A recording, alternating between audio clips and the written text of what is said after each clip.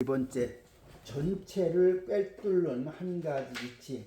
논어는 중국적인 품격의 전형이다. 느긋함, 자연스러움, 쾌활함 같은 원시적이면서도 무염 어린 생기를 지니고 있다. 이것은 북송시대의 대표적인 인물 풍속화, 청명상하도에서 느껴지는 생기, 홍루몽의 위대한 혼돈과도 같은 품격이다. 하지만 한편으로 그 속에 담긴 사상적인 면에 치우쳐서 책을 읽는다면 논어는 산만하고 자질구레한 내용의 나열이라고 할 수가 있다. 버릇처럼 소위 핵심 주제를 그 속에서 찾으려 한다면 더욱 어려워진다. 나도 매사에 먼저 핵심 주제가 무엇이냐고 묻는 초등학교 교사 같은 습관을 그리 좋아하지는 않는다. 다만 인간 교류의 효율성을 고려하다 보니 부득이하게 이런 생각이 든 것이다. 예를 들어 핵심 주제를 두고 학술 논문을 쓸 때 우리는 개요, 도입, 결론을 막론하고 핵심 주제를 벗어나지 않으려고 안간 힘을 쓴다. 첫 단락이든 마지막 단락이든 적어도 한 부문은 필히 논문의 핵심 주제를 언급한다. 마침 논어에도 다음과 같은 구절이 나온다. 공자가 말했다. 삼아 나의 돈은 하나로서 꿰었느니라. 증자가 말했다. 그렇습니다. 공자가 나가자 제자들이 물었다. 무엇을 말씀하신 것입니까? 증자가 대답했다. 스승님의 돈은 충과 서뿐입니다. 이 대화를 쉽게 풀어보면 이렇다. 공자가 증자를 부르며 자신의 이론에는 한 가지 핵심 주제가 있다고 말했다. 증자도 그렇다고 말했다. 공자가 밖으로 나가자 다른 제자들이 재빨리 증자에게 그 핵심 주제라는 것이 무엇이냐고 물었다. 증자는 스승님의 이론을 충과 서 두 글자로 요약할 수 있다고 대답했다. 주의의 해석에 따르면 자신의 마음을 대하듯 다른 사람의 마음을 대하는 것이 충이고 다른 사람이 입장에 들어서 그 사람을 대하는 것이 서이다. 주례는 중과 심이 합쳐져서 충이 되는 것이고 여와 심이 합쳐져서 서가 된다고 해석하고 있다. 중심에 있는 마음이란 자신을 바로 직시하고 수시로 원칙에 입각해서 자신의 언행을 뒤돌아본다는 의미일 거다. 이는 칸트가 말하는 내 마음의 도덕률이기도 하다. 여심은 다른 사람도 자신처럼 희로애락을 지닌 존재로 바라보는 것을 뜻한다. 이것은 구속적인 도덕 규범을 담고 있기는 하지만 동시에 다른 사람의 마음을 헤아리고 그의 입장에 들어 생각하는 능력을 담고 있다. 다른 사람의 심정과 경험을 이해하는 것, 특히 자신이 과거에 유사한 상황에 놓였던 적이 있을 때 이에 공감하는 것을 가리킨다. 육아의 충사상이 이, 기, 경, 성, 신독 등 개념에 대한 주의를 비롯한 학자들의 해석을 본 뒤에야 비로소 이해될 수 있다면 서에 대한 공자의 강조는 상당히 구체적이고 실제적인 이론이다. 논어 의령공에 이에 대한 결론적인 구절이 나온다. 자공이 물었다. 한마디 말로 일생토록 행해야 할 것이 있습니까? 공자가 대답했다. 서이다. 자신이 원하지 않는 것을 다른 사람에게 행하지 말 것이다. 이 말은 서의 의미를 한마디로 정의하고 있다.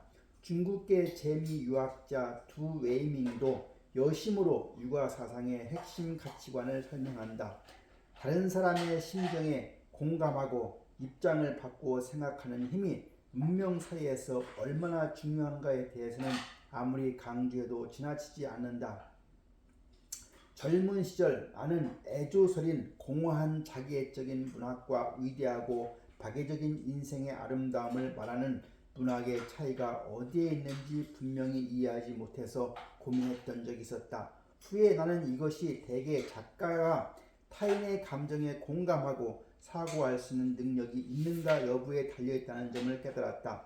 소설이 문학의 꽃이 될 수 있는 것도 위대한 소설가가 한나라 문화의 대표성을 지닌 인물이 될 수 있는 것도 이러한 문학 형식이 작가로 하여금 다른 사람의 감정에 공감할 수 있는 자신의 능력을 펼쳐 보일 수 있는 가장 좋은 장이 되어주기 때문일 것이다.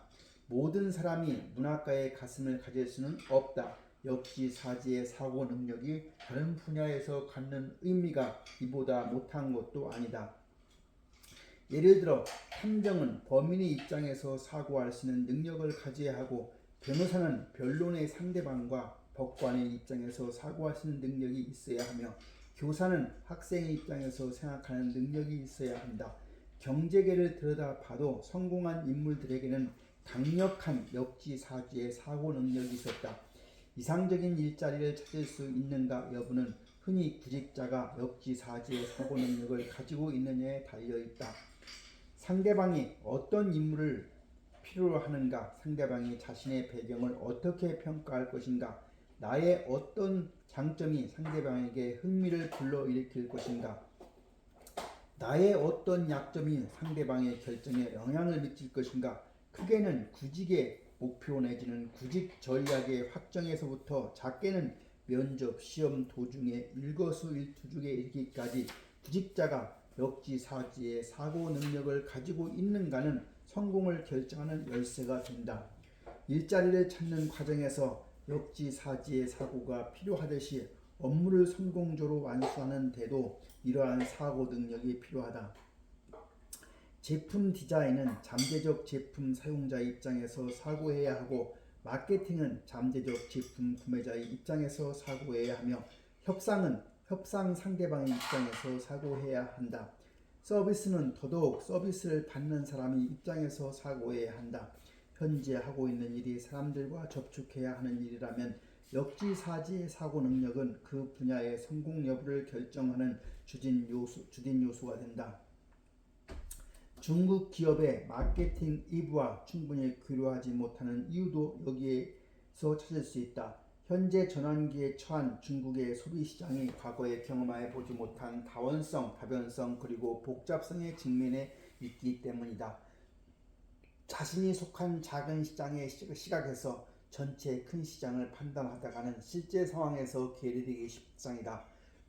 중국의 텔레비전에서 흔히 볼 수 있는 터무니없는 구호 형태의 광고는 이제 통하지 않는다. 역지사지의 관점에서 볼 때 번번이 소비자들로부터 거부당하는 광고 카피를 만들어내는 광고인들이 안쓰럽기만 하다. 장사를 할 때도 역지사지의 사고가 있어야 하고, 경영에는 더욱 역지사지의 사고가 있어야 한다. 경영자는 경영자가 아닌 직원의 시각에서 문제를 바라볼 줄도 알아야 된다. 이치로 본다면 경영자가 역지사지의 사고를 하는 것은 지극히 당연한 일이다. 강도질을 해본 적이 없는 작가가 살인 밀수에 관한 글을 쓰기란 쉽지 않을 것이다. 경영자의 지위에 오른 사람들 중에 처음부터 경영자 자리에 오른 사람이 몇이나 되겠는가. 안타까운 점은 새로 발탁된 경영자일수록 자신이 일반 직원이었을 때의 경험, 자신이 원하지 않는 일을 다른 사람에게 시키지 말라는 황금률을 망각한다는 것이다. 일반 직원도 사람이라는 사실을 잊어버린다. 자신과 마찬가지로 존중받고 신뢰받아야 할 필요가 있다는 사실을 잊어버린다. 왜 그럴까? 인간의 태생적인 건망증 때문인가? 아니면 권력이 인간을 좀먹는 것인가? 혹은 우리가 사람을 등급 매기고 구별짓는 일에 너무 익숙해진 탓인가? 자신의 마음을 대하듯 다른 사람의 마음을 대하는 일이 쉬워 보여도 진정으로 이 이치로 모든 일을 꿰뚫기란 결코 쉬운 일은 아닐 것이다.